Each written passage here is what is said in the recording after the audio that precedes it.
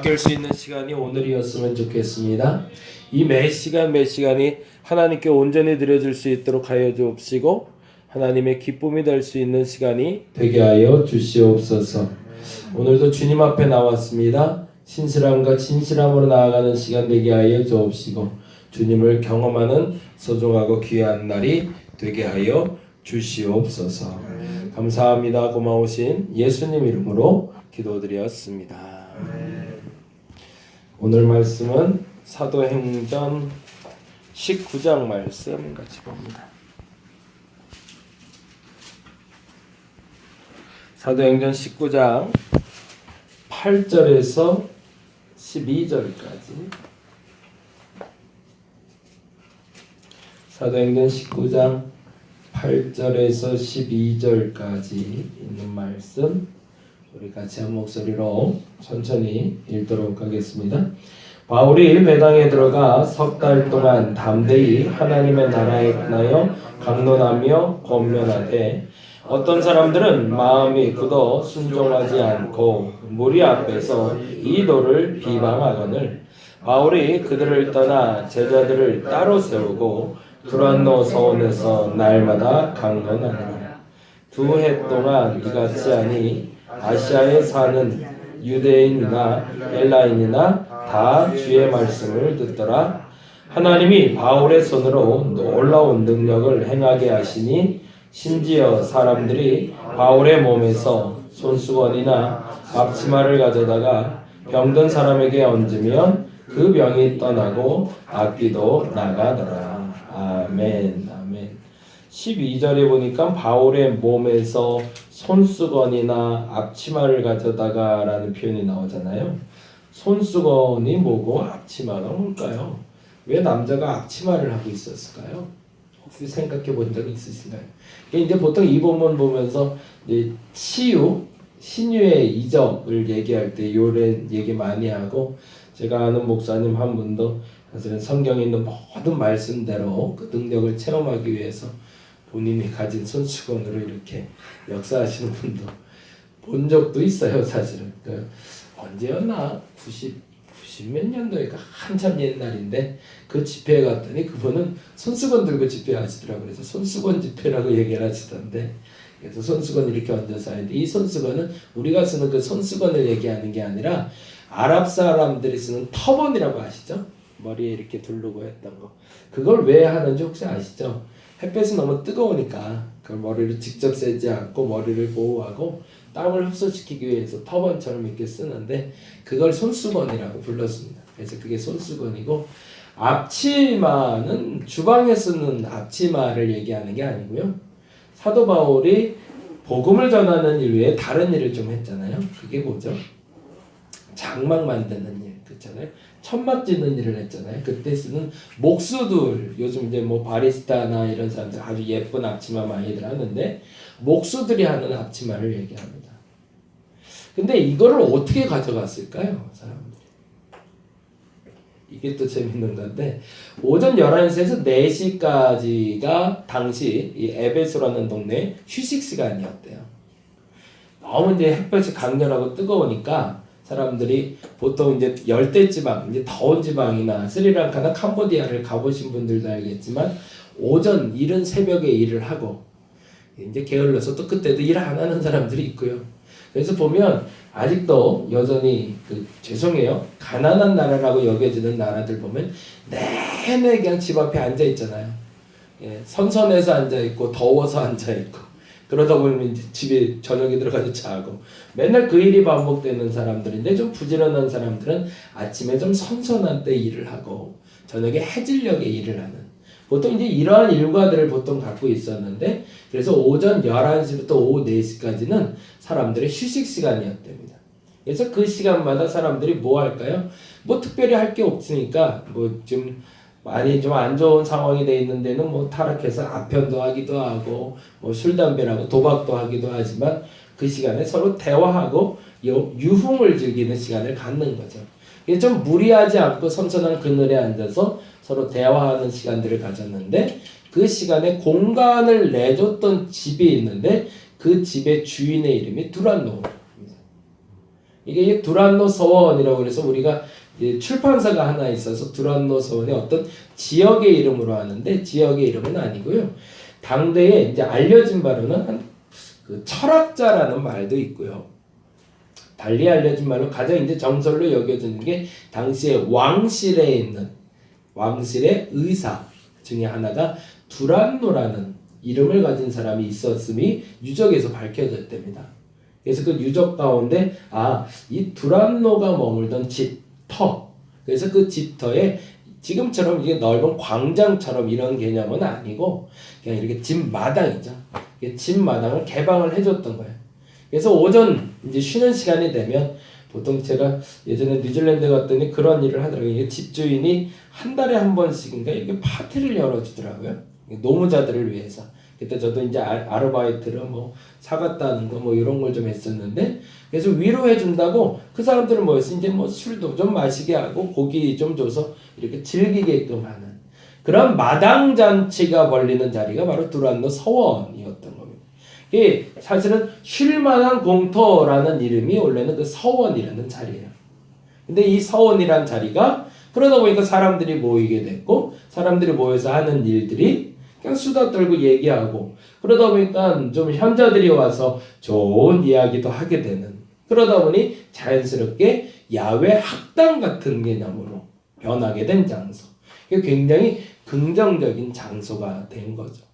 이게 개인적으로 저는 교회가 그런 장소가 좀 됐으면 좋겠다는 생각이 들어요. 그래서 교회라는 장소가 이렇게 딱 국한돼서 예배드리는 장소, 물론 이제 그건 본질이지만 누구든지 좀 쉬기 위해서 찾아와서 누구든지 좋은 이야기를 나눌 수 있는 장소가 된다면 좋지 않을까.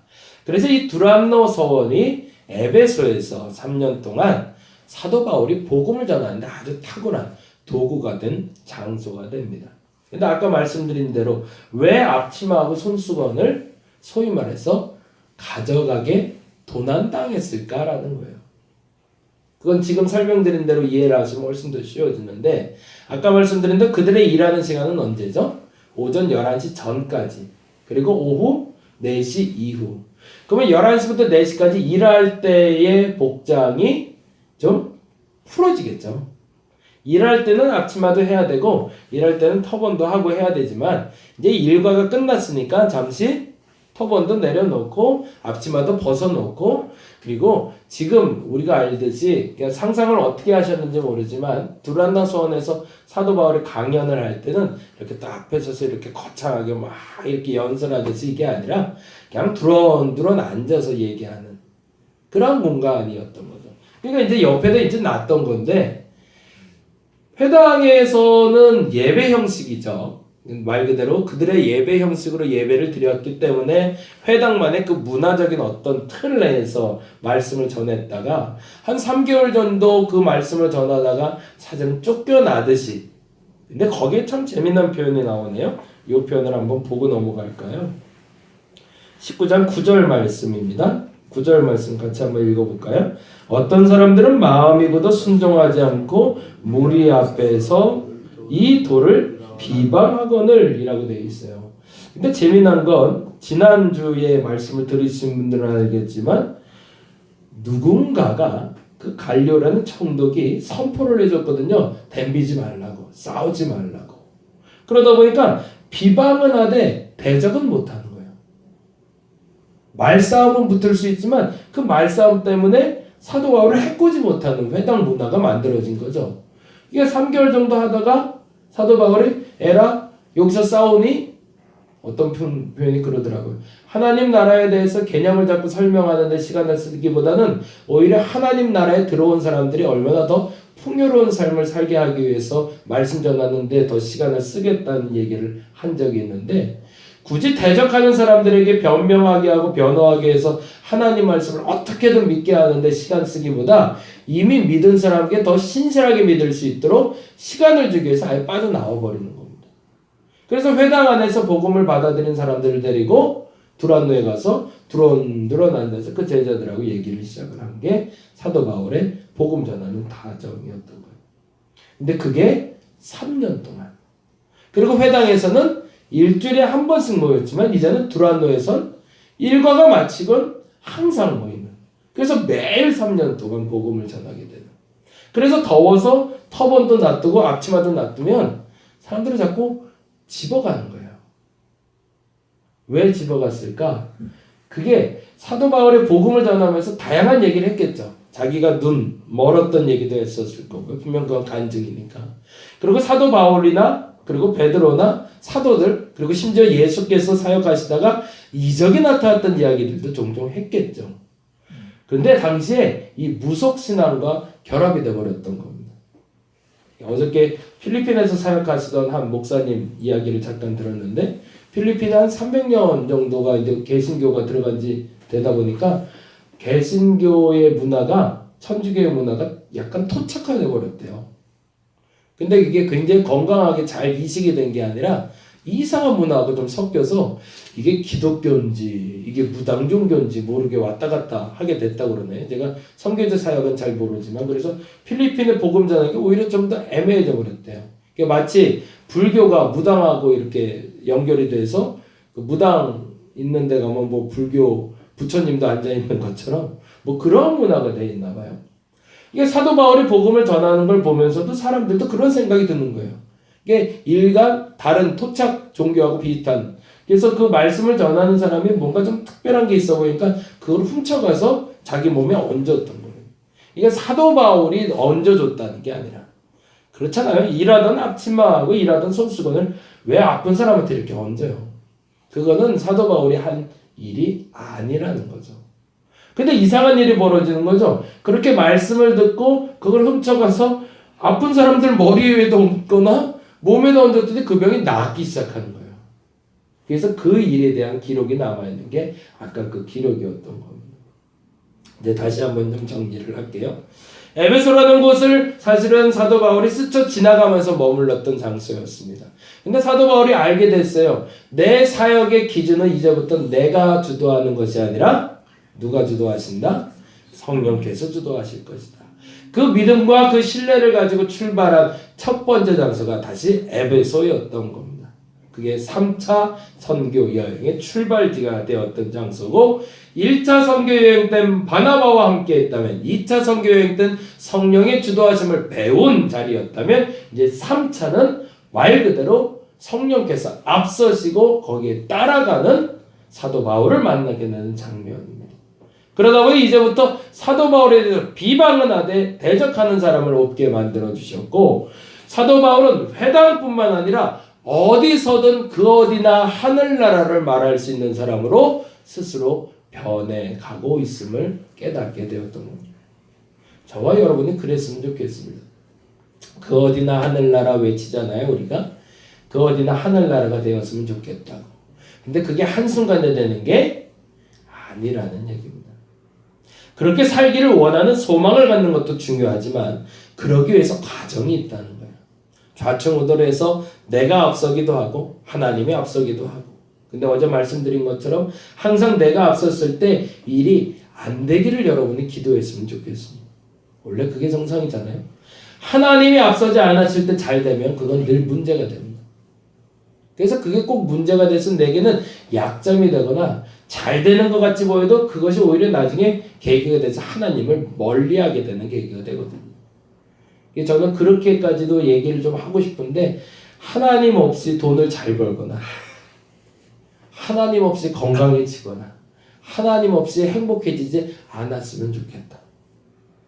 왜 그럴까요? 그게 하나님을 떠나는 계기가 되기 때문에. 반면에 하나님 함께하며 아프거나 하나님 함께하며 가난해지거나 하나님 함께하며 불행한 일을 경험하는 것은 오히려 낫다. 왜요? 하나님이 반드시 그 일로 말미암아 가장 좋은 곳으로 만들어 주실 거니까. 그게 저와 여러분의 믿음의 고백이 되었으면 좋겠습니다. 사도 바울이 그것에 대해서 체념하는 것이 아니라 그것에 대해서 알아줬을 때 에베소에서 그와 같은 사역이 일어날 수 있었고, 그래서 이제는 사도 바울은 회당에도 매이지 않고 서원에도 매이지 않고 본인이 일하면서도 자유롭게 누가 내 물건을 훔쳐가도 그것 때문에 신경 쓰지 않고 일할 수 있는 사람으로 자유로운 그리스도인이 될 수 있었던 거죠. 그 두란노에서 서원에 그 복음을 전하는 시간이 약 3년이었고 이제는 또 하나 달라진 영향력은 사도 바울이 머무는 곳곳마다 교회가 생겼었잖아요. 그런데 이제는 재미난 일이 벌어지기 시작했어요. 이게 제가 참 좋아하는 단어인데 사람을 찾아오게 하는 사람이 있고 찾아가는 사람이 있어요. 구약의 선지자 중엔 엘리야라는 사람은 사람을 찾아가서 변화시키는 사람이었다면 그의 제자 엘리사는 사람을 찾아오게 해서 변화시키던 사람입니다. 누가 조금 더 큰 영성을 가진 사람일까요? 예, 찾아가는 사람일까요? 찾아오게 하는 사람일까요? 이왕이면 찾아오게 하는 사람이겠죠. 왜 그렇게 됐죠? 엘리야가 그렇게 기도하잖아요. 내게 누구의 갑절의 영감을 달라고 그랬죠? 예, 스승의 갑절의 영감을 달라고. 근데 기이한 일이 벌어지는 거예요. 엘리야는 찾아가서 복음을 전하고 찾아가서 사람을 변화시켰는데 엘리사는 그 산골 첩첩산 중 그리고 그 사막으로 도망가 있어도 사람들이 찾아와요. 심지어 누구까지? 왕들까지도 찾아와요. 그래서 그에게 조언을 듣고 바른 가르침을 받고 가는 사람이 됩니다. 사도 바울이 지금까지는 돌아다니면서 복음을 전했지만 에베소에서는 이제 머물면서 복음을 전했는데 여기서부터 교회가 시작이 돼요. 그래서 우리가 잘 알고 있는 요한계시록의 소아시아 7교회가 이 두란노 서원을 통해서 시작이 됩니다. 어마어마한 역사인 거죠. 이제 앉아서도 세계로 하나님의 복음을 선포할 수 있는 사람으로 변해있는 나를 만나게 되는 겁니다. 신앙생활 그렇게 해야 재밌지 않을까요? 여러분이 그렇게 할 수 있었으면 좋겠습니다. 처음에는요, 배우기 위해서 그리고 신앙의 성숙을 위해서 찾아가야 됩니다. 찾아가 사람도 만나야 되고 찾아가 복음도 전해야 되고 찾아가서 능력도 선포할 수 있는 일들이 벌어져야 됩니다. 그러다 좌충우돌할 수도 있어야 됩니다. 근데 그 어느 날 여러분도 모르게 자연스럽게 여러분에게 누군가 찾아올 수 있는 사람이 되었으면 좋겠어. 그래서 그 사람만 만나면 복음을 알겠어.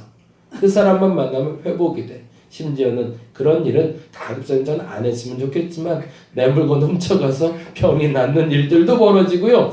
그 사람만 생각만 해도 행복해지는 일들. 그래서 누가는 사실은 이 얘기를 감추고 싶어 해요. 학자들 얘기가 그래요. 앞치마 가져간 얘기와 손수건 가져간 얘기는 안 적을까 고민하다 적은 이야기. 그래서 그냥 흘려보낼 이야기로 기록하고 있습니다. 어떤 그리스도인이 되어야 될까? 오늘은 그렇게 기도했으면 좋겠습니다. 하나님, 내가 찾아가는 그리스도인으로 최선을 다하여 어느 날부터 누군가 내게 찾아오는 그리스도인 되게 해달라고. 그래서 나 때문에 회복되는 사람들, 나 때문에 하나님의 백성들이 많아지는 그러한 일들이 벌어지게 해달라고 그렇게 기도할 수 있는 저와 여러분 되시기를 간절히 바랍니다. 기도하겠습니다. 사람이 성장을 해야 됩니다. 어제와 오늘이 똑같다면 그게 무슨 재미가 있습니까? 서서히 변해가야 됩니다. 찾아가는 목회 하다가 찾아오게 하는 목회하는 재미가 또 있어야 되고 찾아가는 사람이 됐다가 가르침을 받으러 열심히 쫓아다니는 사람이 됐다가 이제는 가르침을 줄 수 있는 사람이 되는 것. 그러한 신앙의 성숙을 이룰 수 있는 우리가 되게 하여 주시옵소서. 사도 바울이 변해가는 모습을 보며 우리의 모습을 바라보길 원합니다. 하나님, 우리가 그러한 신앙의 성숙을 위해 오늘도 나아가게 하시고 그 시발점이 되는 자리가 이 자리가 되게 하여 주시고 이 자리에서 마음껏 기도하며 저들의 신앙이 성숙의 경험을 하게 하여 주시옵소서. 감사합니다. 고마우신 예수님 이름으로 기도드렸습니다. 다 같이 기도하고 돌아가도록 하겠습니다. 하나님 감사합니다. Let's get it, let's get it, let's get it.